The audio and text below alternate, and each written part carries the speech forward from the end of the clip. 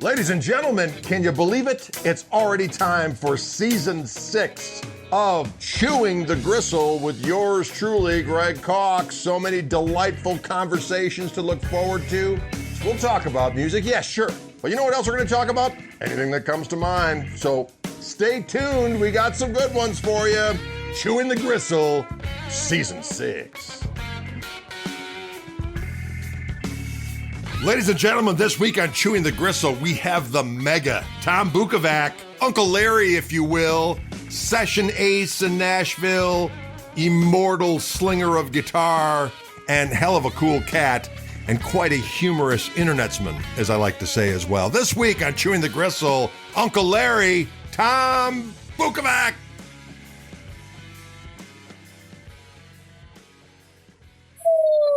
Ladies and gentlemen, boys and girls, the time has come once again for us to gather around the gristle fire for a little Chewing the Gristle with yours truly, Gregory Koch. I'm here with the illustrious Uncle Larry. Gracious. Mr. Tom Bukovac. Bukovac. He's going to attack that Bukovac. Ladies and gentlemen, he's here. Well, he's actually in Nashville. Is there a snake back there? Is that what I see in that? Snake? In that environment baach there, is there a lizard? It's a lizard. Lizard, yeah. My dear boys have these. They each have a leopard,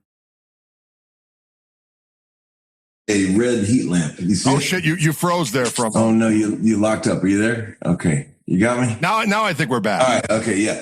Yeah. And they like that hot heat lamp there. They like that. Yeah, buddy. You doing good, man? I can't complain. I finally got home from the tour that I saw you on when we got together there in beautiful Nashville and Rock. Boy, that sure was a blast. Thanks for doing that. You guys have been out busting it, haven't you? In the Gristle Missile. In the Gristle Missile. How many gigs are we talking here? That's a good question. We did 3 before we joined the Allman Betts thing, and then there was 10. And then there was another 3. So what's that? 16 in a row? Something like that? Yeah. How's your ears holding up? Not bad. I put a ear thingy in my left ear because that's kind of facing the fire. Yeah. Have you had ringing your whole life pretty much tinnitus? Just in my left ear. And it's not horrible and it doesn't really bother me. And I noticed that it does diminish quite a bit when I'm not. Oh yeah. It kind of calms down. I think where I lucked out is that I'm just I'm a tall son of a bitch as you are. So I think that the, all of the heat is kind of going down by my knees. Your boy can hit them cymbals though, boy, can't he? Yeah. He's not afraid. He's not afraid to pound them skins. He's a badass drummer, man. Oh, well, thank you. Yeah, he's bad, and he's a sweet, sweet guy too. You've done well with him. Oh, well, thank you. You've done well. It's been a lot of fun. It's been a lot of fun traveling around with that ensemble. Is it weird being in a band with your son? No, it's really not. I mean, it's like do you ever have to turn dad on his ass? Not really. I mean, I when we first started touring. It was one of those things where he didn't have a steady girlfriend. So, I would see things that as a parent, I was horrified, but as a bandmate, I was impressed. You know what I mean? Does he still come to you for advice? He does. Absolutely. Yeah. Well, you guys got a great relationship. I'm sure you're thrilled about that. Yeah, it's great. I mean, it's kind of surreal, to be honest with you, especially when you get to be a certain age and you look back and you just remember them when, they're just, a little peanut. Yeah, you change his diapers and now he's giving you the backbeat. Exactly. Man, it's so cool, man. It's wild. It's so cool. And then your daughter is singing and playing. She's doing great. Yeah. So she, like a couple of years ago, she posted a TikTok of her playing guitar and singing. I'm like, what is this? Because she took a guitar up to school when she went to college, and we were visiting one time, helping her move to another place, and I picked up the guitar and I played a chord and it was perfectly in tune. I thought, well, that's weird. And so she had this little fingerstyle pattern. She's singing this song. I'm like, Isla, what is that song? She goes, oh, that's one of my tunes. So she has all these tunes. And so next thing you know, she moved home and, she got a job down here because she's up in Minneapolis. That's where she went to school. She graduated. The power of the DNA, buddy. Yeah, it's crazy. So, like, you got how many total kids? 4. And so and how many of them were musical? Well, they all had musical proclivities, but my daughter Grace she's more of a theater person. She's more of a theater comedian, clown. She actually went to clown school. Okay, yeah. So as well as theater and so on and so forth. But my youngest played sax, but now he's in the Air Force and he doesn't want. But he had a good little touch. He had a nice little vibrato and could improvise. Okay, but he just said, I'm not doing that. Yeah. Now it's coming back to me. I asked you that before. I remember you saying that. He had a good touch on the sax. Yes. Yes. Oh, man. That's awesome. And Dylan was always trying to get him to jam with us. Dylan's like, come on, let's play the chicken. And he's like, no, he just wouldn't do it. I would love to be in a band with one of my kids someday. That would be amazing. Well, your son plays, right? He's a guitar player. Yeah, but, it's going to be a good while before he's old enough to travel in the Gristle Missile with me. It's going to be a while. Yeah. I need to come up with a name for my own traveling vehicle. What would you call it? Uncle Larry, the Bukovac. So you glad to be home, buddy? I'll bet. I am. It was, we ended up in Minneapolis. Yeah. And my in-laws are up there, and we timed it so we played on a Friday, and then on Saturday, my brother-in-law's son graduated, had his graduation party, so we did that. And then while I was up there, I got a random email from someone saying, hey, we had a cancellation for this festival in somewhere in Wisconsin. Can you guys do it? And the money was... It was good. So I said, yeah, that sounds good. Because Toby had to go all the way, because he's from Minneapolis. He was going to have to drive to Milwaukee to pick up his van anyway. So it worked out great. So we did one more gig on Saturday night. A little bonus gig. Yes. Nice. And it was a good taste, as like they one say. Of those corporate gigs money. No, it was just one of those municipal, some city money. This little town had some money, and whoever it was canceled. There was a band from New York. I'd never heard of them, but they were called something Adriatic. But they had already set up the dough, and you were like, "I'll take that." Yes, they're like, "Is that?" I'm like, "That'll work out just fine." So we went down. There was a little hot, but it's hot. It's hot here, man. Right. Jesus God! So you've been all over the place doing stuff. You were down doing that Marcus King record. Yeah, Vince Gill. This tour that I'm on this summer. Thank God, it's this chair that I'm sitting in is very squeaky. I'm sorry. That's all right. It's all indoor air-conditioned theaters, man. Beautiful. No outside festival gigs where there's flies all over the catering, none of that. None of that, man. We're nice hotels, indoor old theaters. We can play the Fox in Atlanta. Beautiful. And, all these, you play them. Like those gigs there's a million of those little theaters across the US and it's like it's just beautiful. 2,000 seats, he sells them out.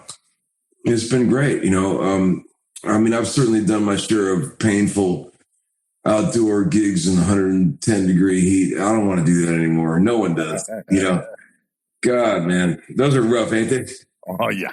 Yeah, those are rough. So with Vince, it's pretty much like Thursday through Sunday, and then you go back home again, something like that? Yeah, and he's like, he realizes that, not only does he have his own family, but he realizes that the guys in the band have young kids. Right.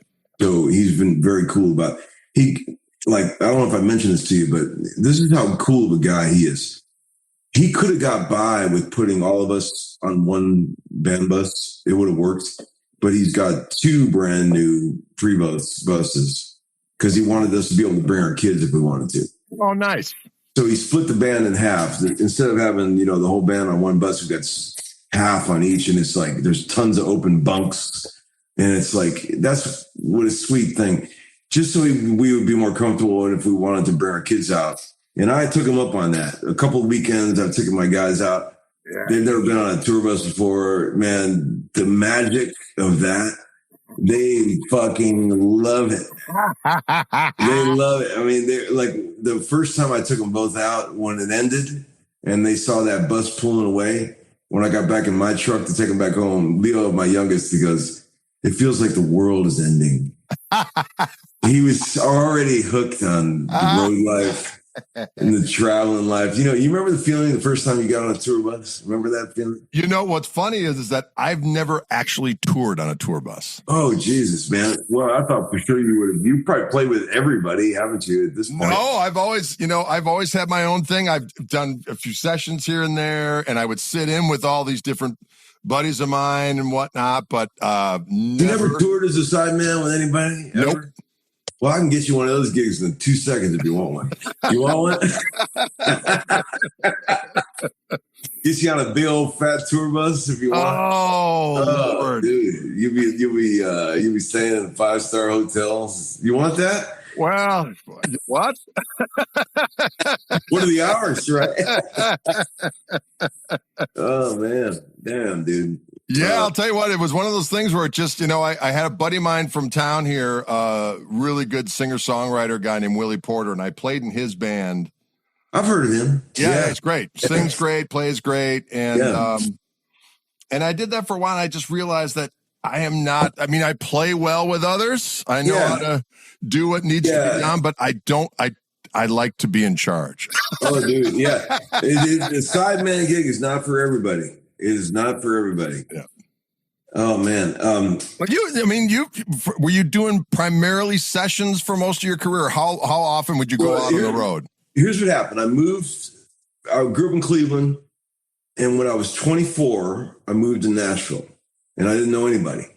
And I think I told you this when we were hanging backstage at that gig. The only way I could talk myself into moving was I said, if I just give myself 1 year. I was afraid to move, I'll give myself 1 year. If I can't get something going in 1 year, I'll go back to Cleveland. And that was the deal I made with myself. The only way I could talk myself into doing it, right? And man, within the first 4 or 5 months, I was on a fucking gig, tour bus. Because it's not difficult to get one of those road gigs in Nashville with the up and coming artist. It doesn't pay very well. There's plenty of those gigs, even now, still available. Like I feel like Nashville, you can say it's too crowded, or you can bitch about the jungle heats and all the things, but it really is the land of opportunity for musicians, man. Right. And like even now, a fella can move here and get in one of those $250 a night road gigs, backing up some up and coming artists, get on a tour bus just to sort of get out there in the professional world. It's not the best thing in the world, and it's not the best gig you're ever going to get, but it's just a way to get started. Sure. And then you just leapfrog from one gig to the next, trying to find more dough, more prestige. But I've said many times, man, I know you know this, man. It doesn't matter if you're playing for a fucking upstart, barely signed new artist or Paul McCartney. A sideman gig is a sideman gig. The only thing that changes is the dough and the prestige. Right. The rest of it is the same. You're working for someone else, you're playing their music, you're totally replaceable. Yeah. All that shit, right? It's always that, man. And, I respect what you're doing, because when you're playing your own music, it's worth, struggling a little bit. Because when those people clap and when they respond, they're responding to some shit you wrote, right? Shit that you came up with. It's way more gratifying, It's so for the soul to play your own music, And see, I've been the eternal sideman my whole life. I didn't make my first record until I was 50. My first record of my music. I was 50 fucking years old. Wow. When I made my first album, But up until that point, all I did was play for other people, play on other people's records. So I get it. I get what you're doing, and I respect what you're doing. It's your thing, It's you. It's always what I wanted to do. You know what I mean? Mm-hmm. And so I've found other things to, obviously supplement the income. Yeah. Whether it be guitar demos or whatever the case may be. Yeah. Yeah. But you put on a damn fine show, Mr. Greg. Oh, well, thank you. I'm glad you dug it. It's very entertaining. You're a Nashville-born entertainer. You know, you could have done that. You could have done that in the 20s. You know, you would have always been, you know, you would have been a bluegrasser or something like that. You would have been a showman back then. You got it, man. Thank you, sir. You're natural ham. You know, I'm delicious. Mm-hmm. That was a cool venue. That analog's a cool joint. I had so much fun that night. That was awesome. I've never been to that place before. That was my first time ever there. That was very cool. Yeah, I dug that. I mean, we've played a few different places down there, and we haven't quite found a room, but that felt good, that place, and people came out. Like we did that Blue Room one time, Jack White's place, and that was pretty cool. Yeah, I don't know about that place either. I've never been there. It was kind of cool. Guthrie came out and sat in with us there. Did you like it better than the analog room? No, I kind of dug the analog. Plus, they put us up. We got to stay there, and the food was good. You know what I mean? It was good. Yeah, man. Well, the crowd loved you, man. You guys went over really well. That was great. Well, that was a good night. And then we went on from there to Asheville. I love Asheville. That's a great town. We had a good time there as well. Yeah. And what's been the roughest gig you've played? Roughest place, hardest gig you've done?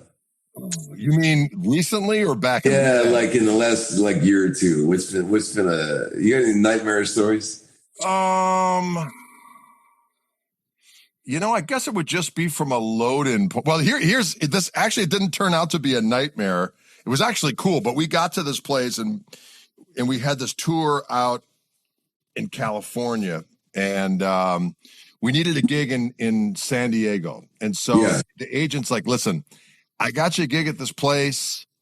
It's called Dizzy's, and it's a jazz room, and it's basically just a room where you go in and you just make all the door. Yeah. And I'm like, well, fuck, I'd rather do that than be off. So it was like a Tuesday night. Okay. And so I called to advance the gig, and they're like, hey, you can load in at 6, but not before that because there's an aerobics class that's going on in there. How big of a place? What was the capacity? Boy, it's hard to say. It was just kind of a long hall. Yeah. And it was like it was attached to the music union. And it was just wood floor. So they literally just got done having an aerobics class, but then they had a decent stage and they had a vocal only PA. Right. And we go in there and the guy's like, yeah, well, you know, we'll see what happens. I'm like, okay. And he puts out like 3 chairs. I'm like, oh my God, what's going to happen? You know, and we set up and quite frankly, I like doing vocal only PAs in a lot of these places because we know how to handle ourselves and we're loud enough. Yeah. 26-inch bass drum he's playing. Exactly. Yeah. And all of a sudden, people showed up, you know, and on a Tuesday night, we walked out of there with like $1,000 from the door, and then sold a bunch of merch. And I was like, shit, this turned out great. So we have found that with this band, we just, you know, as hard as we try, we just don't have a bad night. You know what I mean? It's like, even if the door is shitty, the people that show up will buy merch. You know what I mean? Because they understand the mission. You know what I mean? Oh, and you got low overheads, just 3 guys. Exactly. You probably don't have a crew. You got nothing. It's just exactly. Man, that's the way to do it. Keep your overhead low, and you get all the dough. Man. Exactly. That's the way to do it, man. And you know what? We stay where we want to stay. I never figure out the hotel until the day of. You know what I mean? Really? Yeah. You guys want to stay here, or do you want to stay there? Oh, yeah, let's stay here. So we stay at Hampton Inns. You know, because have you ever got screwed and not been able to find a room? Nope. I mean, I kind of, if I figure, you know, if we're in a situation where there may be a problem, I will book ahead of time. Yeah. But we've never had a problem. Good. And we stop and eat where we want to eat. And well, if you had to, you could probably sleep in the Gristle Missile if you had to. If we had to, we could. Yeah. So, yeah. I do like staying in. I mean, it was kind of funny because when we were out with the Allman Betts guys, I mean, they stay on the bus and then they shower at the gigs, and then they only get hotels on days off. And for me, it's like, man, I can't do that. I need. That's a big hell no. I gotta stay in a hotel. Oh, dude. Oh my God. I hate when they try to pull that. That's almost worse than when they try to get you to double up on a room. So, oh man. God, Uncle Larry does not double up on rooms. Call me a diva if you must, but I do not double up on rooms, man. Oh Lord. So what was that Strat you brought? I was like a 1970 Strat. I dig a 1970 Strat. Yeah, but those Hendrix era ones, they didn't make a lot of those. Right. You don't like you'll see 65s, 66s, but from 67 through 70, you don't see them. Right. 71 and onward, you'll see plenty of Strats. They must not have made many Strats between 67 and 70. Which is weird because that was Jimmy's heyday and he was the biggest rock star in the world. You think they'd be making him hand over fist? Yeah, I was just talking with Greg Koch about that tonight. The guy who's the head of repair at Groom Guitars. Yeah. They just got a 67 Candy Apple Red Strat in. And he said I asked him if they got anything cool in lately, and he said that. And I said, man, you never see a 67 Strat. You just don't see them. It's a rare year for Strats. Like you'll see thousands of 62s, 63s, but never those big headstock ones are rare, man. I love them. Yeah, they're cool. And I fell in love with that guitar when I was at Chicago Music a while back. We were on the road, and I went in there and I just played it, and I was like, damn, this is a really nice guitar. And they wanted way too much money for it.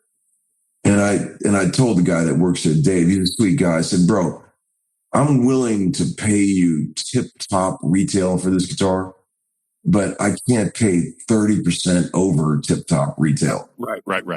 So he went to his guy, and we worked out a deal. I still paid a fortune for it, but man, it's hard to find good deals on that kind of shit these days. That is. This shit's really expensive. It's too expensive. The old stuff. Yeah. I mean, we all love those old guitars, but it's kind of got ludicrous how much money they are. Exactly. You know what I mean? It's taking it out of any young kid or a guy who's not doesn't have a damn good job is never going to be able to afford any of that shit. It's sad. Yeah, I agree. It is. I wish that you could. It feels like in my mind, like if I could make things right with the world, it feels like the most rare collectible, like a burst could be like $100,000. Right. That would still be out of touch of the normal man, but that's kind of what it's worth, right? The fact that they're $400,000, it's ridiculous. It's ridiculous, right? If you remember because we're about the same age, I'm a couple years older, but when we were tykes, you go into remember there was a place in town here, it was called Record Head. So you go and get used records. It was a head shop, and then they had guitars on the wall. Yeah. And it would just be a rack of late 60s, early 70s Strats, Tellys, Les Pauls, and like a 68 Strat back then was $450. And that still seemed like a lot. You know what I mean? It's like $450. Yeah. This shit's always been out of reach, right? Right. What's the best deal you ever got on an cool old guitar in your whole life? Best deal you ever got? Most holy shit, I can't believe I just scored this for that much. Well, it was an amp. I got an immaculate Tweed Deluxe for like $200. Yeah. Those are $10,000 now. I know. I mean, I love Tweed Deluxes. They're one of my favorite amps. They are ridiculous how much they cost. Yeah. I mean, I thought that was ridiculous when they were $4,000. Right. And now it's like $10,000. And Tweed Basements as well are ridiculous. I love me a Tweed Basement. Good God. Blackface Princetons are $4,000. It's ridiculous. What the fuck, man? In Nashville, every fucking guy that plays guitar wants a Blackface Princeton reverb. I could sell, if I had an endless supply, I could sell 20 of those a week. I get calls constantly from people looking for those. Every hipster wants a Blackface Princeton reverb or a deluxe reverb. That's all they want. Because none of them can play loud because of the gigs they got. Right. And you know what else is really hot still in Nashville is any cool old Gibson acoustic, any old Fender bass, like any old P bass. People love those. Those are the hot items. Like, and then the de rigueur hipster guitar that used to be a Jazzmaster is now a Gibson ES330. Oh, okay. All the hipsters, they loved it. They love the 330s because they're as close as they can get to a 335 without spending 335 money. Right. Even though it's a totally different animal. Right. No Totally. center block, fully hollow. I mean, there's a lot of distance between a 330 and a 335 as far as its design. Right. But people love those P90s, and they're great guitars. They're great. Although they're terrible for a live gig because they just howl. Right, howl like a beast. Did you ever try one of those on a gig? Well, no. Although I'll show you my recent acquisition, even though this is a even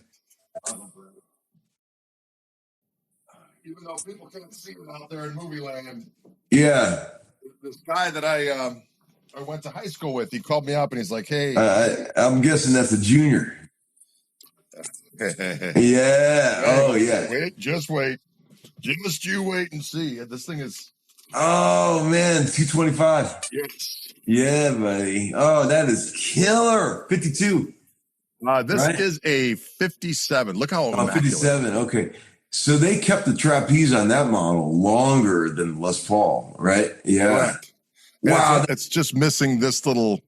Dude, that is a beautiful guitar. Yes. Wow. I'll bet that's a monster, isn't it? It sounds glorious.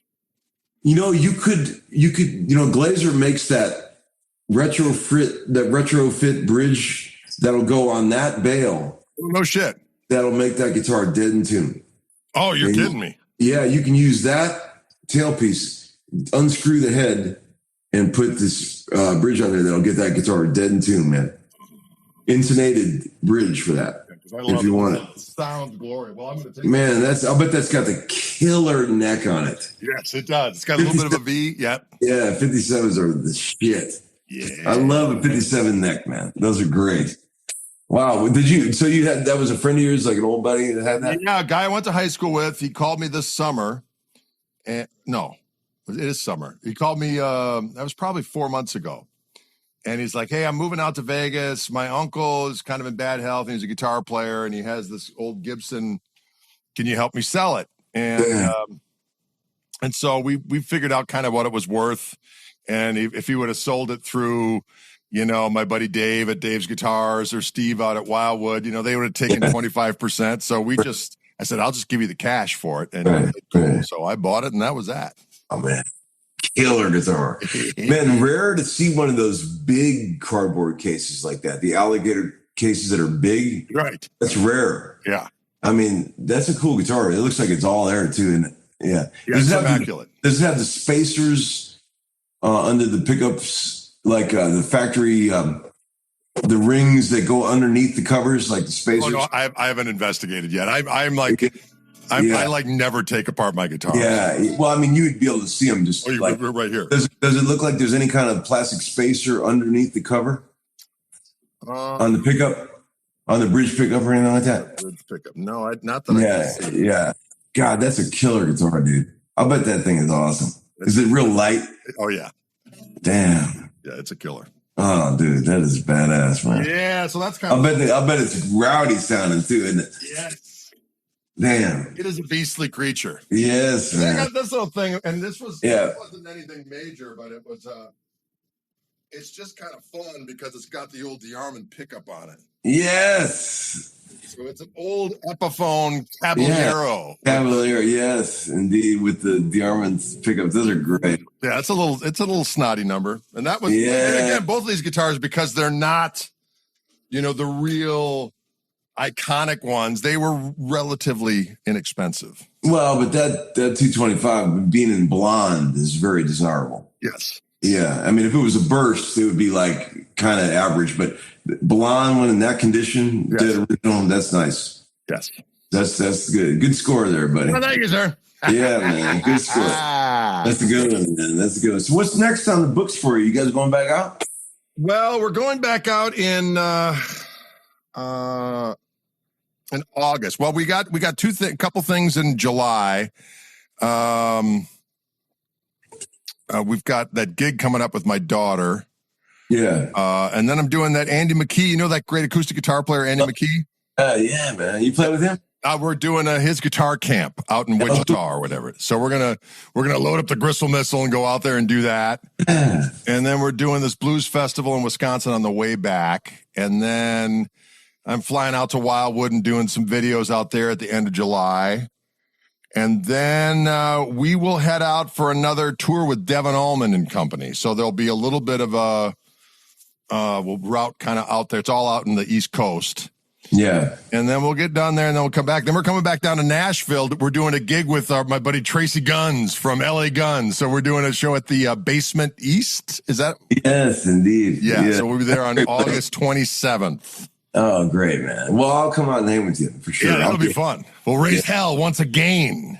We'll get Guthrie out there too. Yes. You and Guthrie are pals, right?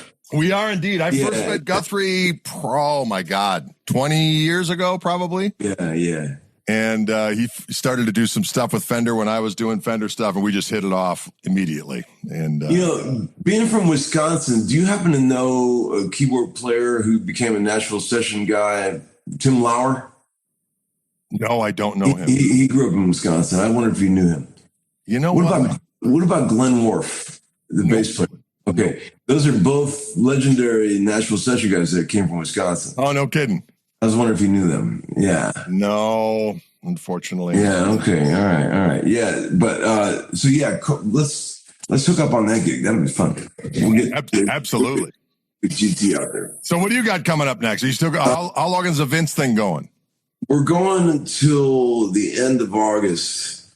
He's capping it off with like a week residency at the Ryman, that nice theater. But up until then, we just got weekends. Right now, he's making a bunch of records. He's written a zillion songs, and so we're booked for the next 10 days recording at his studio. He's got this ridiculous studio in his house. You wouldn't believe the guitars that I've heard tell. It's insane. I mean, it's unbelievable.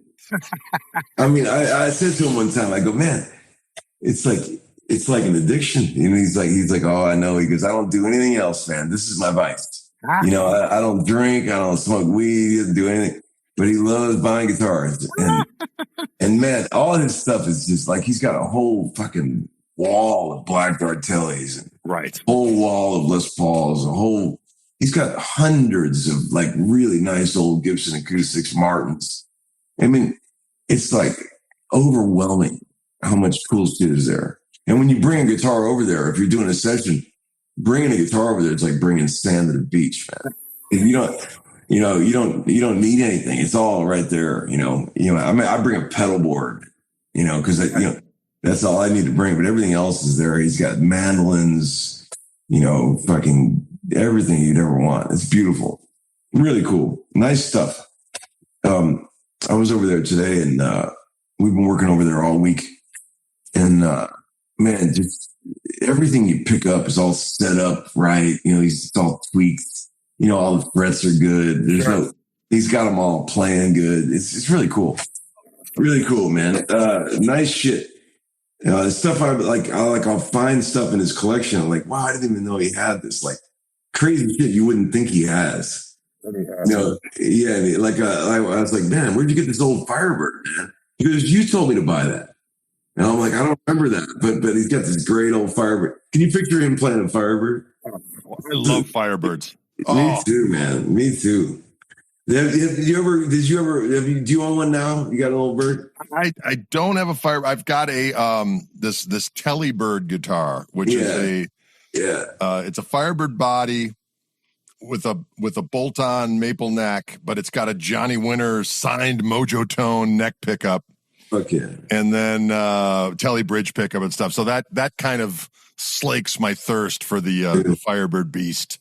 They're so cool, man. Yeah. I mean, when I played with Joe Walsh back in 2017, I brought out several guitars and I tried them over the tour, but I have this old 64 Bird, and he would always say, I like that Firebird.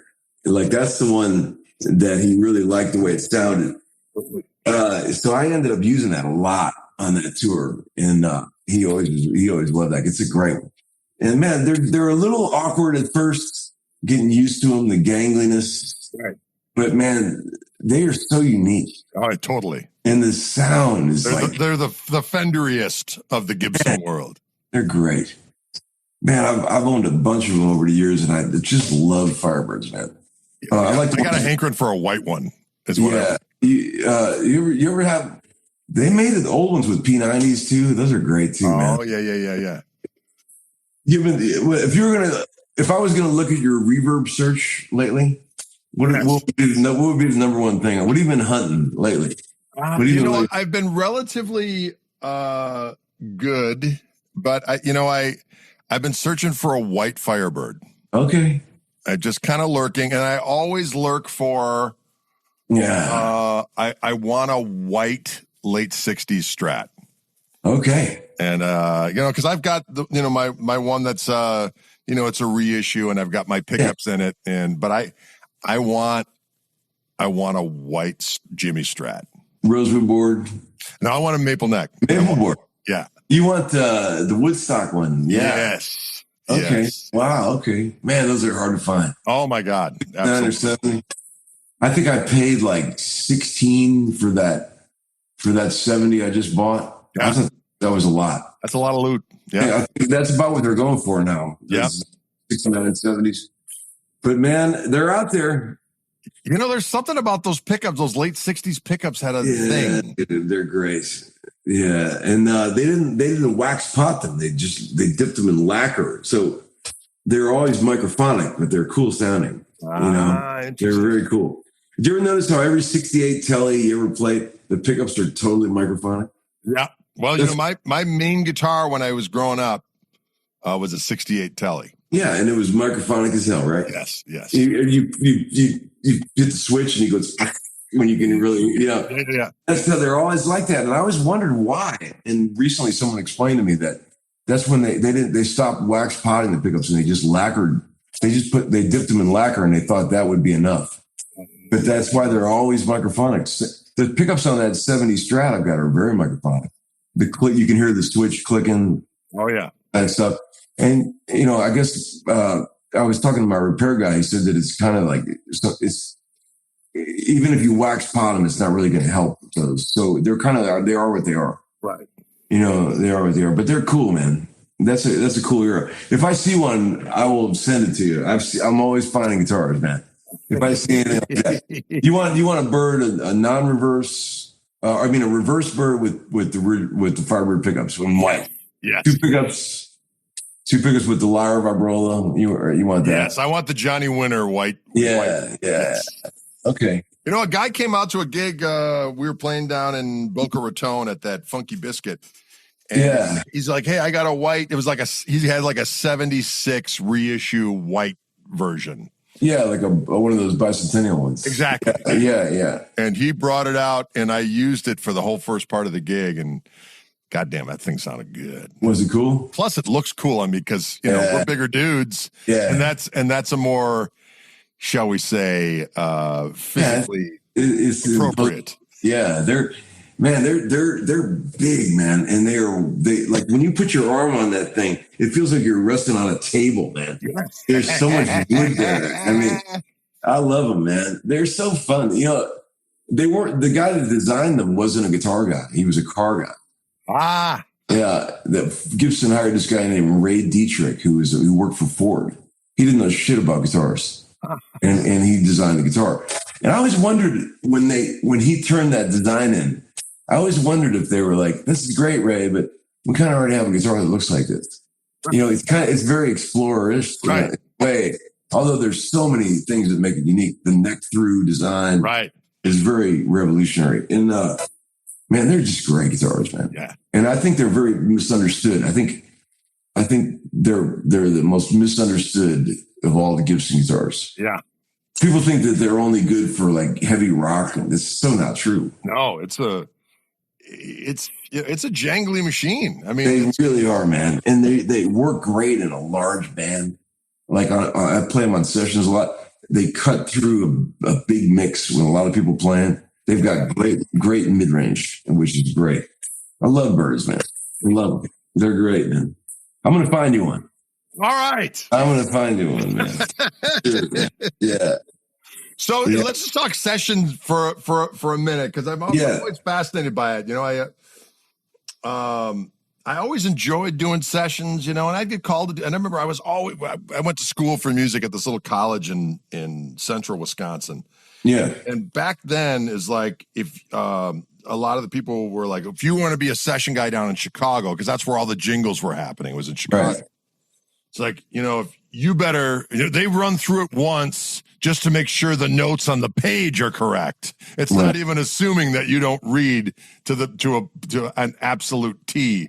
So I was always paranoid. It's like my writing, I can read a chord chart down in 2 seconds flat, but if there's any single notes, I got to quick woodshed that shit before I play it. So when you're doing sessions, are they charted out as just numbers or?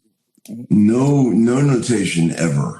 For the shit I do, I can't read Mary Had a Little Lamb, man. My reading skills are zero. Like I know shit tons of music theory and I know all the chords and stuff, but man, reading notation, I would fall apart if I had to do that. So all you'll ever see in Nashville on any normal session, if it's not a movie date or something specific, is just chord charts that just basically just show you the chords, and nothing's written out unless there's like if you're playing like a straight, I've got a guitar here. If you're playing like a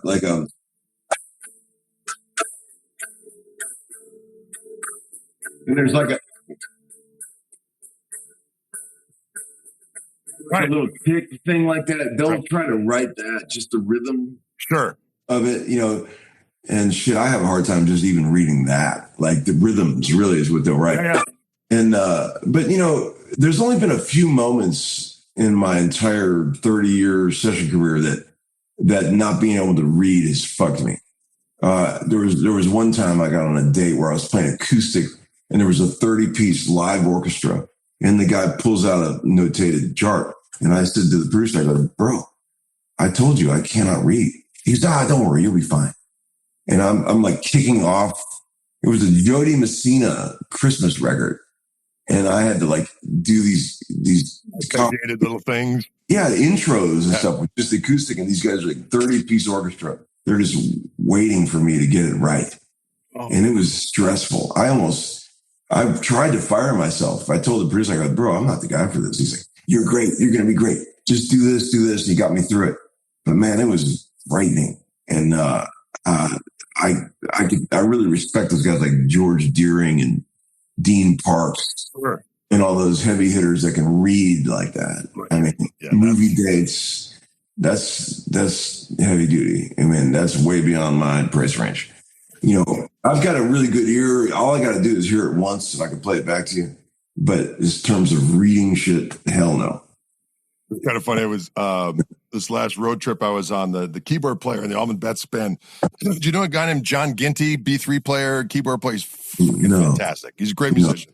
Yeah. Anyways, we were talking, it was, Brian Wilson died when we were out on the road, and they were talking about, those session guys back in the day, man, they had little lingo for ending songs. They'd be like, hey, at this one, give me 2 Batmans and a Stronger Than Dirt. I'm like, what is that? Batman, stronger than dirt. Yeah.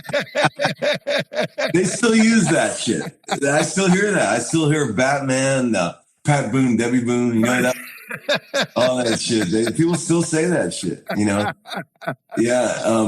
I know you already know this shit, but the Nashville number chart thing truly is brilliant. Whoever came up with that. Right. Because it was really only designed so that you didn't have to rewrite a chart when you changed the key. Right, exactly. And it's genius, man. Yeah. Like whoever thought to think of it in terms of numbers is just brilliant. I mean, right. And I guess that happened in the 50s. That's people started doing that, Right. And it's still, that's all we do here. Nobody hardly ever writes out letter charts. Right. It's a little confusing when you first learn it because you got to really get familiar with your relative keys. Right. You got to be able to, you don't have a minute to think, what's the 6 minor of A flat? Right. You got to know that. Right. But then once you got it, those number charts are amazing. Right. They're very handy. I mean, they're great. And if I'm ever on a session where somebody has letter charts where the chords are like written out G minor, I will say, play me the song once and I'll make my own number chart because it's so much easier for me. I'm just so used to it. You know what I mean? But it's a genius thing. Can I get 1 second to get a beer? Yeah, no problem. I'll be right back. 1 second. 1 second, man. No worries. The fridge is right here. Yeah. Yeah. Batman. Mm-hmm. So is there like, how many studios you got around where you are? Is there any like? There's a few. I used to do a fair bit of stuff around here and down in Chicago a bit. Yeah. Did you ever work at that place called what's that big studio in Chicago? It was like the best studio in Chicago. I used to work there once in a while. Yeah, I know what you're saying. And I can't. It's escaping me. What the fuck was the name of that place? Anyway, you had to go upstairs like it was like an elevator to get up to the studio. You remember that place? I never did a session. I every time I was down there, I would work with this one guy, mm-hmm. and he had a studio in his house. Yeah, and it seemed like every other month he was swapping stuff out. His house was majestic. Yeah, and it was all like it was kind of a funny story. It was then that my in-laws finally thought maybe this guy's not such a loser. I ended up doing. I actually did a Fender clinic down in Chicago at the store, GAN Music. And at the end of the clinic, the guy who owned the store is like, "Hey, you should do sessions down here." I'm like, "Yeah, well, that'd be great." And he goes, "No, I know a guy that does sessions all the time. I'll tell him about you." I'm like, "Okay." And you're like, "Yeah, okay, whatever." And literally like 2 days later, I get this call saying, "Hey, I work for Terry Fryer Music and we'd like happy to do. Like, okay. So I go down there and I am shitting bricks because the whole time I'm remembering in college how they're saying your sight reading has to be impeccable, Right. And I'm thinking I'm fucked, right? Yeah. So I end up going in there and doing it, and it turned out fine. And like you got an amazing ear. All you got to do is hear it. I was able to, there was one point. So it was like these 3 Bank American commercials, right? So I get to this session and I know this other guy in the session. And he's like, "Do you know who's all in this room?" I was like, "Don't tell me because I'll shit in my pants." So They had hired all these guys that were like session guys from, all the chess and cadet sessions. Yeah. They were there. And then Howard Levy was there playing mandolin and harmonica. And what I was a like, beast. Right? So we do this one tune and I'm just doing this chord thing and figure out a little part. And then the next thing, I did like a sync delay thing that worked out cool. Yeah. This is going good. Cool. And then the next one, they're like, the producer comes in. He's like, "Hey, I want you to play the melody. I want you to double Howard's part." And I'm like, "Fuck me." So I quickly found the single note thing. And while he was going around the room, talking to the other guys about what he wanted to do, I had to woodshed, and it was not hard, but I had to learn it. Right. So I did that, but I walked out of there. I had no idea if I did good. I was like, "Fuck, was it horrible?" But they called me the next day to do another session. So the next session was it was an Oldsmobile commercial, to tell you how long ago it was. And the whole commercial was for this car that was coming in. It was just guitar, and it was like a bluesy thing and like congas, and it was the kind of the sexy thing, the car coming in. And so that next couple months later was Christmas time, and we go up for Christmas, and that commercial comes on, and I'm there with my in-laws. I'm like, "I played on that one." They're like, "Wow." Ooh. And then I was no longer. They finally got it, right? Yeah, I was no longer the reprobate bar urchin. How did it sound to you when you heard the commercial? Did it sound good? It sounded good. I was like, "Fuck, that Strat sounds good." Hell yeah, dude. Dude, that's amazing. How long ago is that? Like 20 years? More than that? That had to have been 1995, 6. Damn. Yeah, the early days of session work are scary, aren't they? Mm. It's frightening. The learning curve is just ridiculous. It's so much to learn. You wonder how anybody ever learns it. It's so complicated. God, my earliest sessions were pitiful, abysmal. Just terrible demos in people's basements with guys that are terrible players, terrible songs. you know, that's all you can do when you first get started, you know? Right. And then slowly you start getting on a little better shit and start working with a little bit better guys. And I'm kind of glad I had an opportunity to suck so bad for so long, you know, because that's really, there's no other way to learn it. You just got to learn it by doing it, right? Totally. Man, it's fucking brutal. I mean, people ask, like, all these young guys are coming at me like all the time going, man, what do I need to know? Because the thing that I always say is like, no sane person. I left the fridge open. It's beeping. One second. I'm glad I could hear that. Yeah. Like when you're doing a session, you have to do things regularly that you would never practice when you're a kid. Like who sits there and goes like, you know,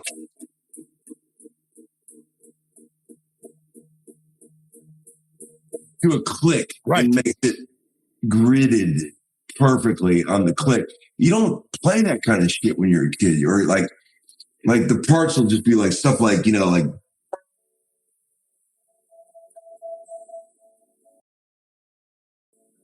you got to do that for 12 minutes and make every one of them right. Exactly. And like you don't practice that shit when you're a kid, but that's what you end up doing in the studio. Right.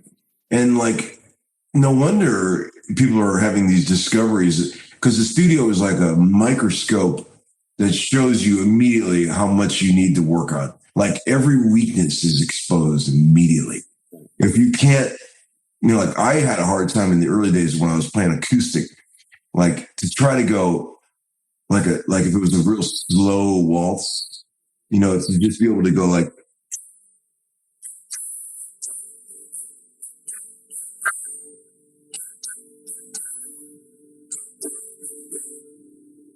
as simple and boring as that sounds, to nail that shit in the pocket when it's real, man, I mean, it's fucking horrifying. I remember coming home from sessions crying because I felt like such a failure that I couldn't do that, you know. And I would just sit with metronomes and practice.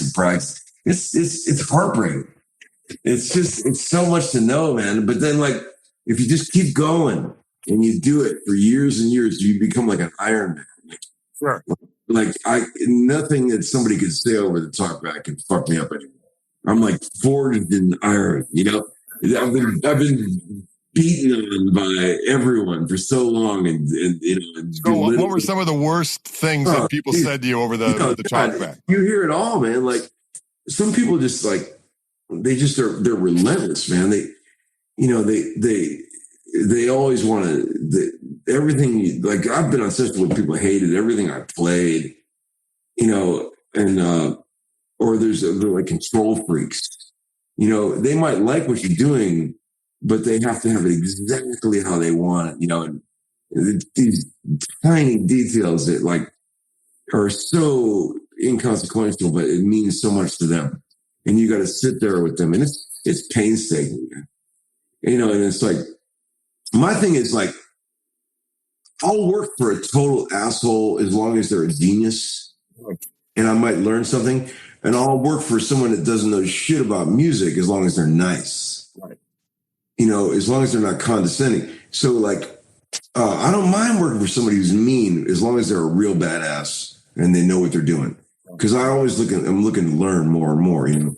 But man, as long as someone's nice and they're not condescending, I'll follow them down any road they want to go down, even if I know it's wrong, just to help them. Because what you're doing on these sessions is like when you really zoom out, you're trying, these are people's dreams. They're making records. Their dream is to make a record and then do something. Like they're spending a lot of money and they want this shit to be great, man. You have to always remember this is someone's dream you're working on. Right. This is not just a session. It's like, it's really meaningful to someone. Right. So it's like, you got to always come at it from that angle, man. And it's just a weird job. It's a mind fuck. It's 99% of that job is psychological. You know what what you say has been your favorite, if you had to pick like a session where you're like, holy shit, I can't believe I'm on this session? Man, like even just today, man, like what I was doing today with Vince Gill, he's got like an 7-piece band, and these fuckers are so damn good. Right. Like if this was if playing in this band was an amusement park ride, everybody would want to be on it. Like it's like I was thinking about that. Like the joy of doing a 3-minute song in beautiful sounding headphones with a band that good, where every note you play, someone notices. Right. You know what I mean? Yeah, yeah. The listening that's going on with those guys is so good. Everyone is so talented. Like, I feel lucky to be there. I'm just like, this is incredible. What a ride this is, you know? And I don't care what the session is. I just like playing with really good players. You know what I mean? As long as people are really listening to each other and they really care about what's going on. I don't even care if the songs suck or the artist is not great. It doesn't have to be like that. I just want to play with good cats, man. That are really, I mean, that's all that matters to me. But it's really nice when you play with good cats and the artist is great, the songs are great. That's a bonus, you know.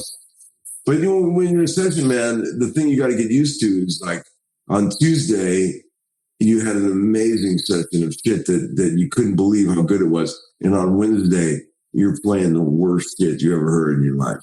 and it's like the constant ups and downs it's mind fuck, man. Like you go from the greatest shit you've ever been a part of to the worst shit in one day. Right. It's amazing, man.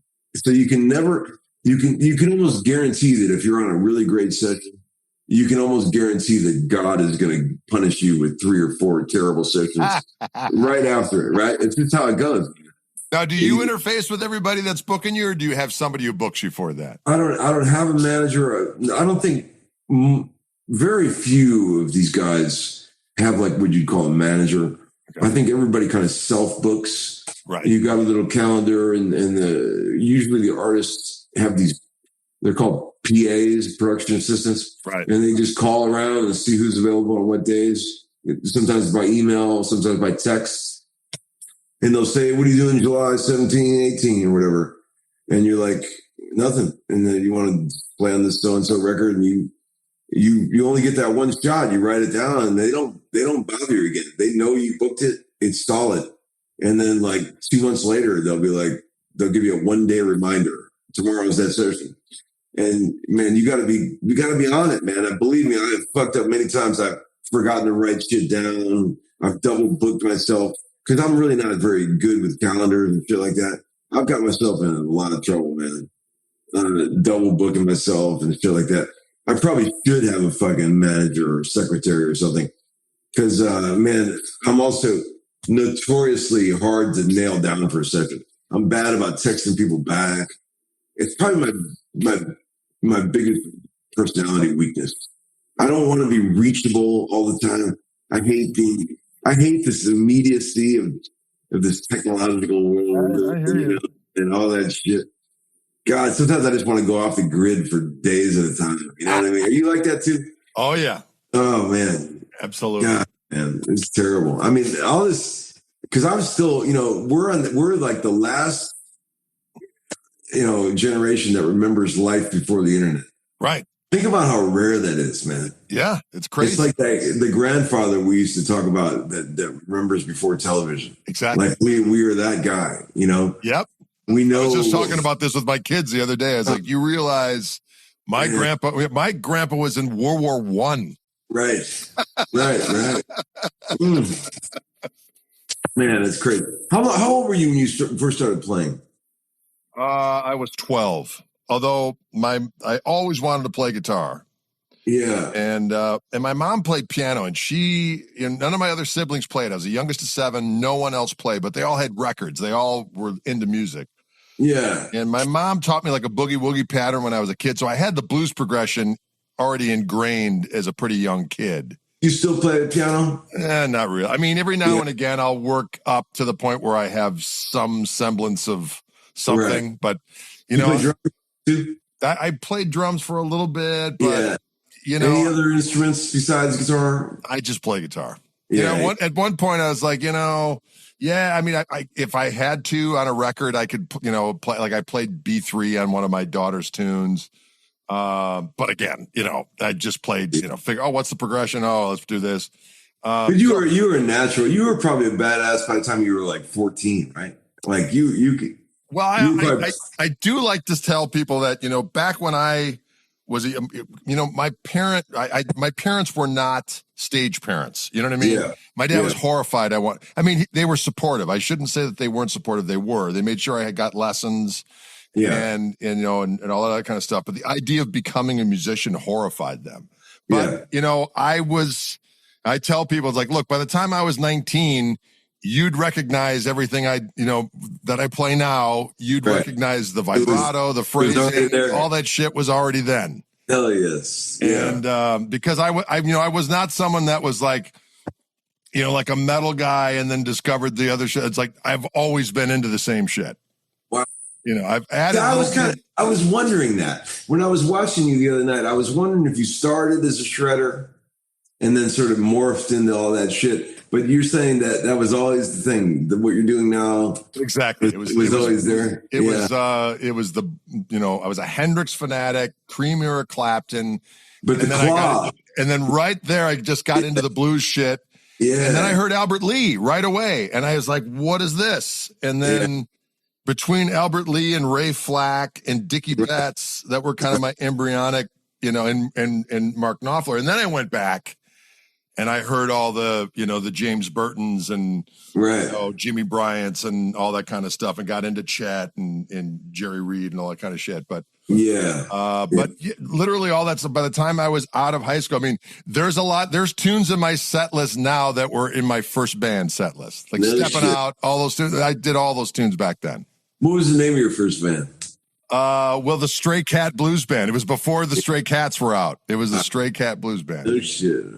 We interrupt this regularly scheduled gristle-infested conversation to give a special shout-out to our friends at Fishman Transducers, makers of the Greg Koch signature Fluence Gristle Tone pickup set. Can you dig that?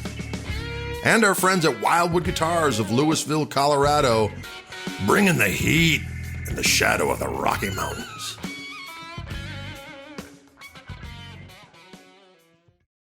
Yeah, I was wondering that very thing. I'm glad you said that, because I was wondering because I started out, I just wanted to be a shredder.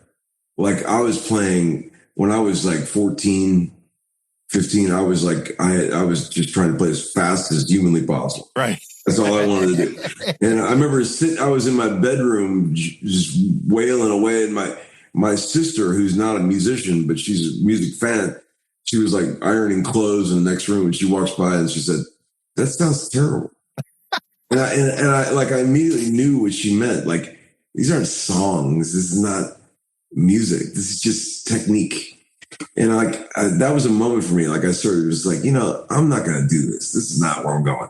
And then I turned it around and I started like getting way more into like way simpler stuff, and that served me well. But man, the temptation to shred is there when you're a kid. Yeah, well, no doubt. You see that going on. You see people doing that. I mean, I taught lessons at a music store, and they were all shredders. Oh, yeah. All those. I'm sure you grew up around tons of shredders, right? Absolutely. Yeah. So playing country was a pretty radical thing. Totally. Back in those days, yeah. I noticed you have a lot of that right hand claw technique from that. And so you were doing that like when you were a kid, huh? Well, I would do it. I would ditch the pick and just do it with my thumb and fingers, and I'd kind of go back and forth. And I didn't really, force myself to do the hybrid thing until I was around. I remember it. I was in my early 20s, and I said, I have to learn how to do this shit with the pick. Right. And it was not easy, but I always tell you, it's like so many times when you're dealing with, especially with online stuff, it's like you need to be able to let these people know. It's like, look, this shit is not easy. If I fucking put the time in order to be able to, and it was painful.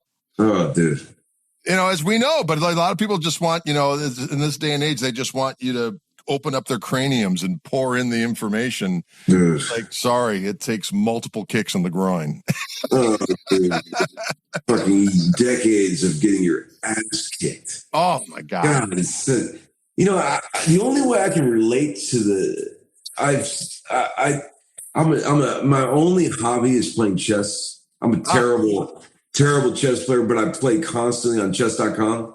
Okay. And like I am the equivalent on the chessboard of a terrible weekend cover band guitar player. That's where I'm at on the chessboard. Sure. And I know, like, I've talked to real chess players, and they said, if I would just do this and this and this, if I read these books, I could improve greatly. But everyone's looking for the quick hack. Right. Like, I know that if I put the time in and read those books and memorized all those openings, I could improve my game greatly.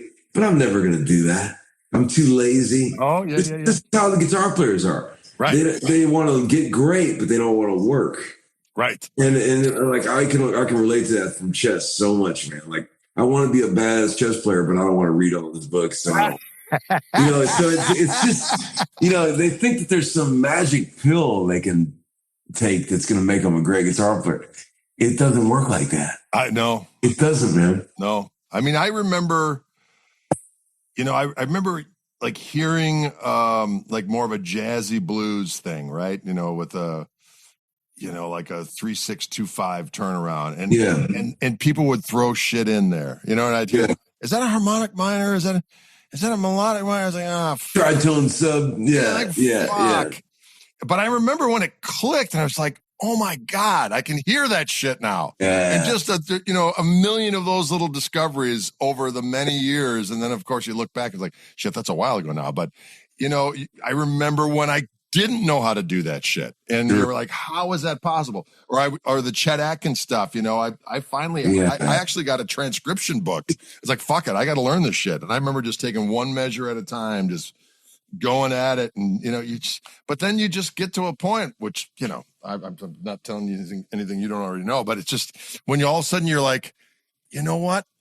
If I put my time in, I can pretty much play almost anything that I want. I mean, there are things, certain classical things and really deep, dive jazz shit and so on and so forth. Holdsworth and shit like that. Exactly. I can't do that, and I'm not a tapper. I don't do any of that shit. But I mean, all the stuff that I really wanted to learn, I could learn. You know what I mean? Right. And you've got an amazing ear. You can hear it immediately, right? You just know it. Well, with the Chet shit, that was hard that was one of the things where I'd sit down on the records like, I don't get this. And but all I did was one transcription. Once I did one transcription, then it made sense to me. And then I could start figuring the stuff out by ear and I could hear where the stuff was going. But he was a bad motherfucker. Oh my God. Yeah, he was a bad. He was pretty ahead of his time in that regard. I mean, if you think, almost all, between him and Les Paul and Django, and Jerry Reed, they did all the shit. Yeah, man. Yeah, no shit. And guitar was like, the featured instrument on that shit. It was like, it was popular. Guitar was having a heyday right then, and they were wearing it out. And Jerry Reed and all those motherfuckers. Oh, that stuff. They were so good, man. They must have spent so much time practicing. Pre-internet, no distractions. Right. There's no way you can get that good unless you just put the time in. Man. There's no doubt. No, man. I remember Chet's just saying that Jerry Reed would just make the shit up and he'd be like, hold on, let's record that. And then he'd record it and then he would never remember it. He'd have to record it because he just came up with it on the spot. And you're like, what? The guy that fucks me up the most, I just like, I think he must be an alien life form. In his prime, Lenny Bro, man. Oh, yeah. He was insane. It's insane. What fucking world is that shit coming from? Like, he got weird as it got later on, but man, when he was like really hitting it. Oh, yeah. Insanity. Like, insanity. Him and Holdsworth and like, there's a couple of guys that just seem like they're not even on this planet to me. Like, I don't get, like most of these guys that I love, at least I understand what they're doing and where they're coming from. But a couple of these cats, man, like, I don't get it. Like, what fucking planet was Holdsworth? Holdsworth is just, it absolutely astounds and perplexes me. It's like when you hear him play, it's like it sounds like he never heard anyone else ever play a guitar. Right. Like, he wasn't copying nothing. It was like he may have been copying shit, but you can't tell by listening to it what it was he was copying. And then I would always be astounded that he was like, "Oh, I played." You know, he was always so self-deprecating. Oh, that was horrible. Totally. And you're like, every time I hear him, like, I could never. What mistakes? It seems like it's flawless. Man, he was fucking. I mean, probably the scariest of anybody that I've ever seen. You know? Oh my God. Yeah, without a doubt. I mean, what a beast, man! Jesus, like fucking mind numbing. It was incredible. When a guy is so good that you don't even feel like you play the same instrument he plays, right? You know, like I guess I technically am a guitar player, but that's not what he's doing. Is not the same shit I'm doing. It's insane. Absolutely. Who's your? If you had, I know this is a hard question, but if you had to pick an all-time favorite guitar player, personally, it's Hendrix without a doubt. Oh, really? Okay. Absolutely. Yeah, all the way. What's your favorite record? I think in totality, probably Axis Bold as Love. Yeah, me too. I mean, just from the songs and just the tones and everything. But I do love Electric Ladyland. I mean, you know, every now and again, I can listen to it and I can still remember the feeling I got the first time I heard it. Every now and again. You know what I mean? Yeah. It was just such, that was just such a visceral thing the first time I heard that record, because it was one of the records my brother didn't have. And he would always tell me, once he knew I was into Hendrix, he's like, you wait till you hear Electric Ladyland. He goes, that's the shit. Yeah, but so one day he came home from this party and we roomed together because, you know, there were 5 girls in between us. So I had to room with my older brother. And I'll never forget it. He put on Still Raining, Still Dreaming, and I woke up there, and I knew right then and there, I was like, this is the greatest shit I've ever. I remember going to the bathroom and looking in the mirror just going, what just happened was a transformative experience. How old were you when that happened? I was probably 10. Yeah. Maybe younger, because I did a report on Hendrix when I was in 3rd grade. So in 3rd grade, you'd have been like 9 or 10, something like that, right? So you're all Jimmy. That's your thing. Yeah. Oh my God. Yeah. You know, even to this day, I mean, I just, you know, it's because he was one of these guys where he just played, he had fun playing what he in the scope of what he knew. He could hear himself play through changes more than most blues rock guys. But he just created just this marvelous shit with the skill set he had. Yeah. And he was like an alien. I mean, and a lot of people, you know, think that's hyperbolic, but I mean, it's true. It's like there was music before him and there was music after him. Yeah, man. And it's just, and plus when he plays the blues shit, it's just him on a clean Strat is my favorite thing. I've often said that slow version of Voodoo Child with Winwood playing organ is the most awesome recorded guitar tone. It is. That fat ass bass where you can hear the guitar coming through all the drum mics. Yes. And I think that's a showman. I think that's a showman on that tune. Yeah. You know, it's just. Of course, it wouldn't have mattered what it was because he would have just made it happen. It's just killer, man. God damn. But, you know, another awesome, just, you know, was great on this Allman Betts tour.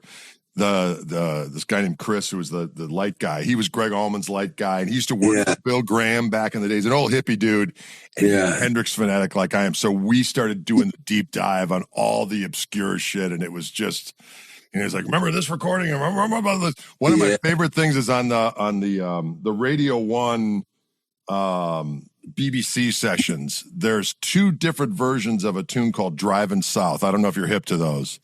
Yeah. It's the most amazing shit. And I remember the first time I heard it, I was a freshman in high school, and there was this a guy was a senior when I was a freshman, and he was a Hendrix fanatic, and he had all of this bootleg vinyl stuff. And he had the BBC shit bootleg before it was ever released. And I heard that Driving South, and like that was how I focused my guitar activities for years. And then when Stevie Ray Vaughan came out, you know, it's like, oh, he was definitely hip to that shit, you know, because he did the deep dive on the obscure Jim shit. He totally did, man. If you had to pick a second place, who would that be? I would have to say Albert King. Yeah, man, for sure. I mean, it's like Albert. I hear Albert play, and it's hard to say because I could say Clapton as well because that Cream era shit. I mean, that's deep. Yeah.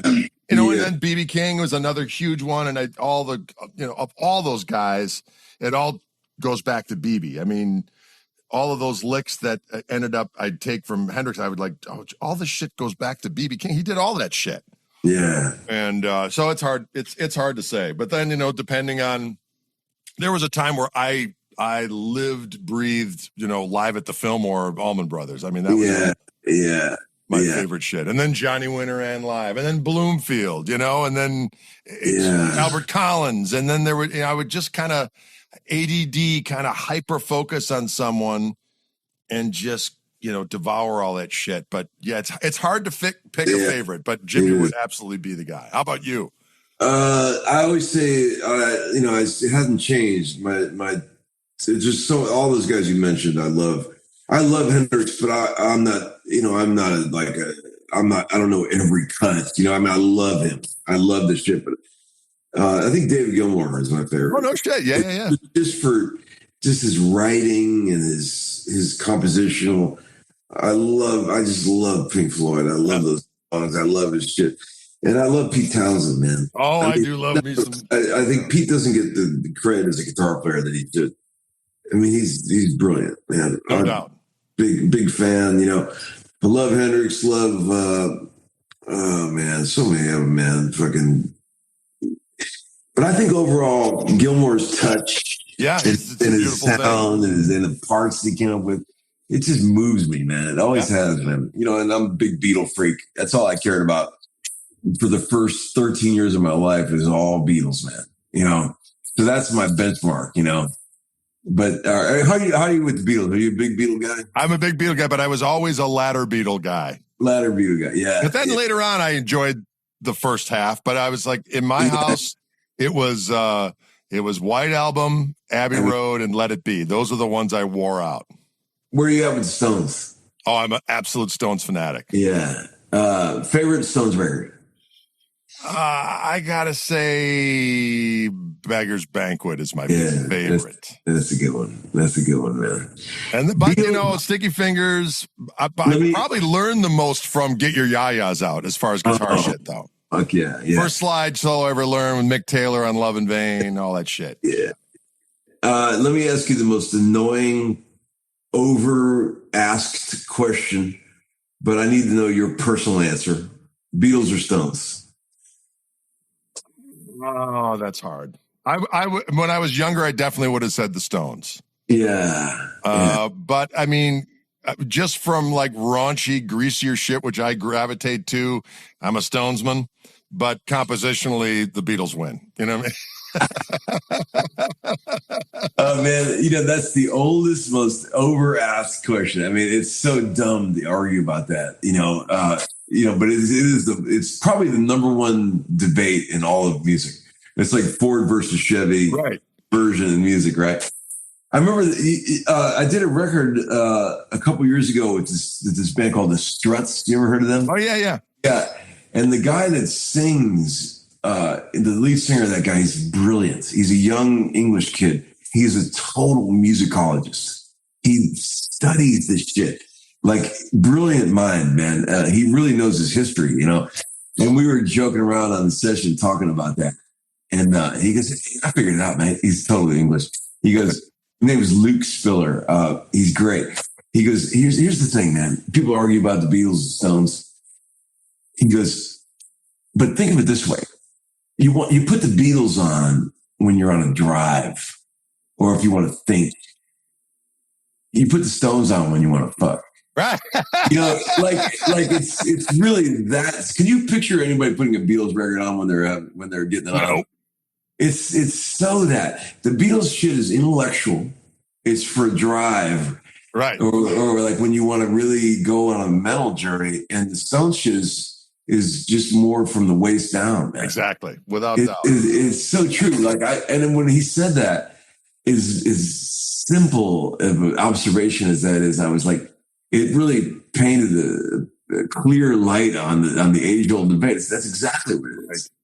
It's like, the Beatles were just more intellectual, Yeah. both brilliant, both brilliant in their own way, but the Stones were nastier and more, more just raunchy, right? In general, man. Robert Ford would say, he'd go, "You like that bad boy shit?" And I was like, "Yes, I do." Yes, for sure. Yeah, sure. God, man. So you were 12 when you started. I would have thought you started when you were like 5, man, by the way you play. No, I started at 12. I always wanted to play, but there was not a guitar around, and it wasn't offered in school. I tried cello. I tried this, that, and the next thing. Yeah. But one of my sisters had a friend up the street who had this nylon string guitar, and I borrowed it. Yeah. Across the street, showed me a couple chords, and I was off to the races. Got you going, man. Yeah. All right. So after all these years of playing, I'm interviewing you actually. What is You're making my job easy. Yeah. If we're all about to check out. We're there's one bar left on the phone battery of our lives. You know what I mean? What is the final stage of learning going to be for you with guitar? Like what is the last thing that you want to explore that you always wanted to learn that you haven't quite gotten into? You need your help. What direction do you see yourself headed in with that? Well, I guess just from a purely kind of a thing I've never done but always wanted to do because it amazes me is any of that flamenco shit.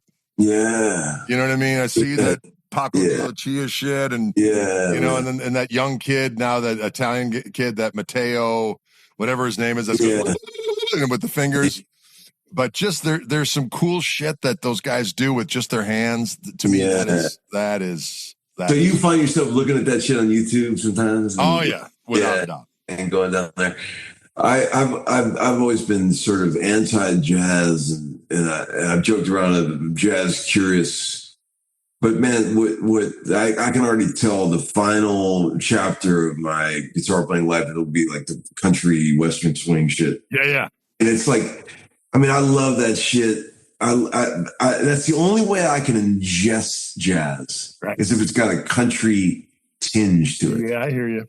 You know what I mean? Like, I'm not a hardcore jazz. I'm not a bebop guy. I mean, I respect it, but it's not where my heart's at. But jazz in terms of country jazz, I can take it. Yeah. I love, and you probably grew up playing that kind of shit, didn't you? You love that, like Jimmy Bryant and all that. Well, shit. I did get into Jimmy Bryant pretty early on. I mean, I couldn't play a lot. I mean, I'd figured out some of it, and we used to do a few of those tunes, like the Night Rider, and a couple of those other tunes I learned. But yeah, I always liked some Western swings. It was weird. I mean, I always was in jazz band, and I went to school. I was a jazz major. Yeah. But I was always, put off by a lot of jazz academia. Like, if you bent a string and didn't play a solid, or if you didn't play a hollow body guitar, like an ES-175 with flat wounds through a polytone, you were the Antichrist, Right. And so it took me a while before I could even play like a major seventh chord because I hated it so much. Yeah. And the problem was that I don't know about you, but the standards, especially when I was younger, didn't speak to me at all. Right. As I got older, standards there were certain ones like, oh, I like this one, I like that one, and I learned a few, and I got my mind around the harmony and how to negotiate them and so on and so forth. But there was such a long time. It's like, so to me, it was like these jazz guys learned this amazing ability to reharmonize these songs, but I didn't like the songs to begin with because they didn't speak to me. You know what I mean? Totally get it. I totally get it. I had very short tenure of formal guitar lessons when I was a kid for a couple months with a hardcore jazzer when I was about 12, probably. And he sent me home with a stack of vinyl records. All the shit you would expect. If you were going to make a list of like 30 jazz records from like the late 70s, all the shit you would expect. Name it. Go ahead. Johnny Smith, Tal Farlow, Charlie Christian, Wes Montgomery, Grant Green. Yeah. Sent me home with these records and said, listen to this shit, And I took it home, man, and I listened to it, and it all sounded exactly the same to me. Yeah. I was so not moved by it. The only thing that I liked in the whole stack was Stefan Grappelli's fiddle playing on the Django shit. Yeah. I could feel the fire from that. Right. I remember thinking, that's a bad motherfucker. Right. But that jazz shit was so boring to me as a kid. I thought, I'm never going to like this. I know I'm supposed to like this, but it just never was the thing. I mean, I still can't get with all the shit, all the stock voicing, right. all the shit that jazz guys play. I can't stand it when people play like that with those typical jazz voicings instead of. I hear you. You know what I mean? It's just not my thing, man. I mean, that's why I like the gospel-y stuff, like the quartet guitar stuff, because that's more modern approach, and it's just more refreshing. Yes. And I'm like, that's cool, because that's alive still. The other stuff is, it's like I don't know. No. I mean, no.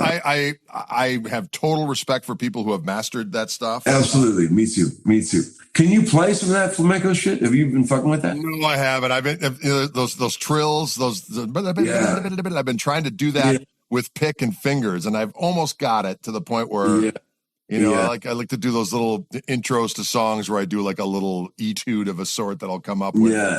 That's kind of my thing. It's like, I don't really want to learn somebody else's tune. I want to learn a little technique and then make something up and do my version of it. Right. You know what I mean? Exactly. Yeah. You do that well, my friend. Thank you. Yeah, you do that well. I was blown away by that crazy echo shit you were doing, man. God, you really got that shit down. Thank you. That's an old tune, man. I'll never forget when I came up with that thing, because I had seen Blues Saraceno. Remember him? I remember the name. I do. He was great. He still is a great guitar player. I remember that he had come out with a record, and he had actually done some gigs with Jack Bruce and Ginger Baker. So to me, he was cool, because he was playing with the boys. But then he got hired. I think he was like under contract with Lenny Kravitz for years, and he had to be, his only gig was that. But I remember it was a NAMM show in probably 1990 or 91. My first time ever out in California. I was at a NAMM show, and I walked into this booth, and it was when there was a brief period of time where Mike Saldano was working with Yamaha amps, and there was a Saldano designed Yamaha amp. And so they had this special little room, and Blues Saraceno was the guy that was demoing the shit. And I walked into that room, and he was doing a sync delay thing like that. And the thing is, was he a bad motherfucker? Was he? He was a bad motherfucker. And I was hearing this thing. I was like, that's a cool idea. And every time I play that, people are like, oh, that's Cathedral by Van Halen. And I knew later on that Van Halen had done it, but I didn't have that record. I only had the first 3 Van Halen records. Right. And because it's, as you know, everyone our age, oh God, like was a Van Halen freak. And I was like, oh shit, that's not what I'm into. I mean, I always liked Van Halen as far as coming up with amazing shit. And he was totally a genius as far as coming up with new things and all that. But it wasn't my bag, right? So I'd never figured out Eruption. I never figured out the tapping stuff. And I certainly didn't figure out this tune called Cathedral, which I figured out later on. I heard it's like, oh, that's that same technique. To me, it was, I saw Blues Saraceno do it at a booth at NAMM. And then I came home and I was leaving a message on my answering machine, and I had this one lick that was a Mike Stern lick. I took off a Vital Information record, and when I slowed it down or did it with the sync delay, I was like, well, that's cool. And then the other thing was a Wes Montgomery. The other thing is a Wes Montgomery lick I came up with. I was like going down from the 5 to the 4 from a Wes Montgomery Jimmy Smith record. And I just, when you put those shit together with the delay, I was like, well, that sounds kind of cool. That's amazing, man. Like I'm kind of with you on the Van Halen thing. That was kind of like, I loved him and respected him, but it was like the shadow that he put.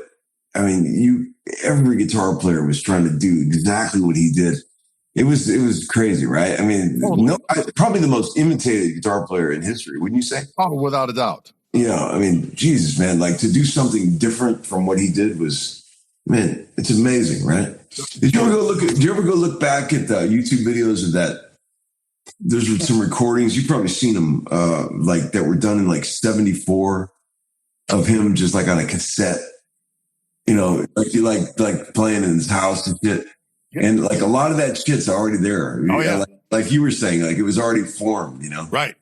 You know, it's pretty crazy, man. And what I dug about him too is that you could definitely hear the Cream influence. You know what I mean? It's like he would do those, he'd speed up those Clapton licks in a really cool way. And I dug all that. But for me, it was like, one of the things is that once I saw them on MTV, it's like I can't get behind this. Yeah. It wasn't your shit. I get it. Because I was used to fucking Jimmy Page and Clapton, and those guys looked like they were like Hendrix. I mean, the coolest motherfuckers ever to walk on a stage, and then you're seeing these guys in like tights and fucking David Lee Roth. I never understood that. You know what I mean? Right. So I was just like, yeah, I'm done. I'll let you guys, you guys have fun with that. I'm gonna be over here somewhere.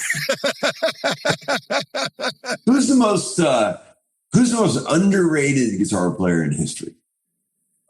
Oh boy, that's hard to really like you can think about it for a while and come back to that. But like who would you put in that category? Oh, well, just as we were talking about before, I mean, you got like Jerry Reed. Everyone knows him as the fucking trucker on Smoking. They have no idea. Yeah, he was such a... And Glenn Campbell is another one. He was frightening. Yeah, he was amazing. And because they were such good entertainers, people overlooked the fact that they were actually frightening. Oh, yeah. And like people think that Roy Clark was a better motherfucker than Jerry Reed was. You know, they don't even know how serious Jerry Reed was. Exactly. Yeah. And Roy Clark was great too, but Jerry Reed was a freak. Yeah. Whole nother level. Yeah. Whole nother level. Yeah. I'm trying to think of who I would say is the most underrated guitar player. It doesn't get the props they deserve. It's tough. I can tell you a few overrateds, but I'm not going to do that on this program. Well, I'm always bad about that. I mean, I like, if anyone is into good guitar playing and they enjoy music, that's all well and good. You know what I mean? And I have no qualms about, I'm kind of like with music. I kind of like with pizza. It's like, I like it all to varying degrees. Yeah. But John Mayer drives me fucking crazy. He's a great guitar player. He's written great songs. When I hear him talk, I don't know what they say that people who annoy the shit out of you, it's something you need to learn in this incarnation. I got a lot to learn from John Mayer because that motherfucker drives me crazy. I mean, people talk about, oh my God, he's it's like, okay, he's great, but there's nothing new going on there, right? There's nothing new. And plus I had an encounter with him once and he was a dick. He was a dick with ears. So, it's like, and I've heard that from a lot of different people. And I know it's like, oh, he's changed his ways and whatever else. I hope he has. I might meet him sometime. He might be the nicest guy in the world. Oh, maybe so. That's what happens is like, you think somebody's a total douchebag and then you actually work with them and end up meeting them. And you're like, why did I ever think that? Right. All these years. That's what always happens. And we all have our moments, but but that's just one that, people, but here's the thing. I always say, it's like, it depends when you start the clock. It's like with people, a lot of these young guys that got into blues and kind of roots-oriented music, John Mayer was their gateway drug. And I'm like, okay, cool. I get it. That's how they heard it. And then they went back from there and, that's all well and good. I get it. But as I said, I must have a lot to learn from. Man, I'll never forget this, man. When I was John's, you think of his first album was a long time ago, right? Right. I remember I heard that first album he did, Room for Squares. There was a couple of songs that I really liked, and I brought it over to a friend's house, an older guy who's a good musician. And I said, hey, check this record out. And I played him a couple songs. He goes, yeah, that's great. I liked it the first time when it was called Michael Franks. Do you remember Michael Franks? I remember that. Yeah. And if you, I don't know if dude was stealing from dude, but if you listen to those old records, man, it sounds exactly like what he was doing in the early days, the vocal delivery, right, and everything. And it's like, maybe it's a coincidence. I don't know, but it's funny when you hear that, it sounds like a predecessor to Melissa. Interesting. Crazy. Yeah. A little homework for the people out there in listening land. Yes. Yeah. And forgive me out there, people, if you're a John Mayer fan, I'm not judging you. No. I'm judging me. I have things to learn. Yeah, things to work on as a person. Yeah, exactly. Personal things. Thank you, John Mayer, because of you, I know I've got some work to do. Do you normally? Your kids are grown now, so you're able to do whatever you want with your own personal life. You probably don't, like I'm still on little kid hours. Like those guys are up at 6 o'clock no matter what. Even though we're on summer break now, my schedule's a little fucked up. What time do you normally wake up in the morning when it's just you? It depends, because when it's just you. Oh, on the road, I get up at like 7 a.m., regardless of when I get in. You're an early riser. Yes. But this morning, when I'm home, we have Bengal cats, which they're fucking psychotic. So, wow. Really? Oh, yeah. So 4 o'clock. What do they need? 3:45, 4 o'clock, they want to eat. So my wife and I take turns. Oh. And so this morning was my turn. So I'll wake up and then I can't get to sleep for a good hour after. What are they? What is, I don't even know what that is. Bengal cats look like little snow leopards. Wow. And they're beautiful. And we love the cats, but they're not like lap cats. They're not going to like curl up with you. And, it's like they want to be around you, but they're not very affectionate. They're beautiful. And they're a lot of energy, and they're very vocal. So I know a lot of women like that. Yeah, very similar to some women I know. So they're like high maintenance, yeah. Yes, they are. And whose idea was that to get them? You or well, I've always been extremely allergic to dogs and cats. So the kids always wanted to have an animal, and I remember when the younger two were bugging the shit out of me, like, "Can we get a pet?" I mean, technology's gotten to the point where isn't there medicine you can take? I'm like, Jesus Christ. Have you ever had an asthma spasma, kids? You don't want it. But I went on Facebook and I said, hey, does anyone know what's the latest in hypoallergenic pets? And this guy reached out and he's like, hey, man, you should check out Bengal cats. Everyone that's allergic to cats is not allergic to these. And they're smart. They're like smart like dogs. I'm like, really? What? And so then he goes, I got a cat guy. So he gives me this guy's name. Well, I know this dude. We used to rehearse at his house. He used to be the roommate of one of my drummers back in the day. And he was a school teacher and he was into music, but he discovered breeding these cats and he's like printing money. You should see this guy's 335 collection. It's fucking insane. From breeding these cats. Wow. So next thing you know, I'm over at this guy's house and he lets me take one of the cats. So see if I was allergic to it. I wasn't. So that was like 10 plus years ago now. So we've had these cats for 10 years. Damn, dude. How long did they live for? It can be like 18 years. No shit. Yeah. Wow, are they expensive? Yeah, they are. Expensive, yeah. That's the only. I got the good guy price, and then if you say you're not going to breed them, then they're a little bit less expensive. But let's just say I could have got a pretty nice guitar. Any regrets about purchasing the Bengal cats? I will say that they've been welcome inclusions into our family unit, but they are high maintenance. Yeah.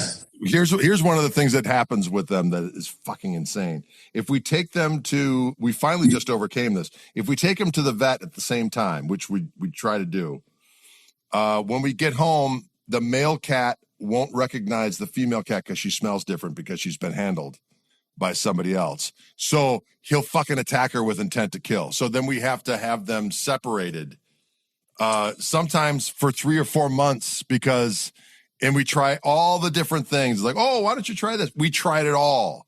And we would say to the vets, like, what the fuck do we do with these cats?